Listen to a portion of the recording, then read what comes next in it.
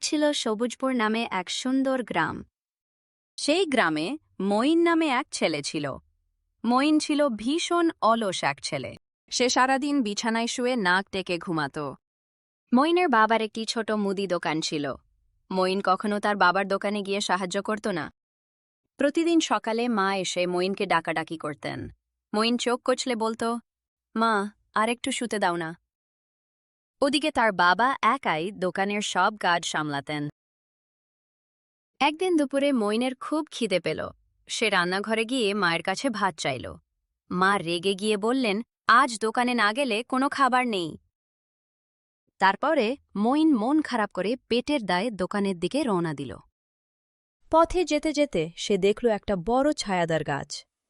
সে ভাবল, এত রোদে হেঁটে কাজ নেই, এই গাছের নিচে একটু শুয়ে নিই। মঈন যেই না গাছের নিচে শুয়েছে, অমনি ওপর থেকে একটা বড় তাল পড়ল। তালটা মঈনের ঠিক মাথার পাশে ধপাস করে পড়ল। মঈন ভয়ে এক লাফে দাঁড়িয়ে পড়ল এবং কাঁপতে লাগল। সে বুঝল, অলস হয়ে বসে থাকলে যে কোনো সময় বিপদ আসতে পারে। মঈন এক দৌড়ে বাবার দোকানে গিয়ে পৌঁছাল।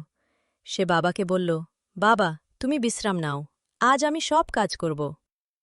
সেই দিন থেকে মঈন তার অলসতা ছেড়ে পরিশ্রমী হয়ে গেল।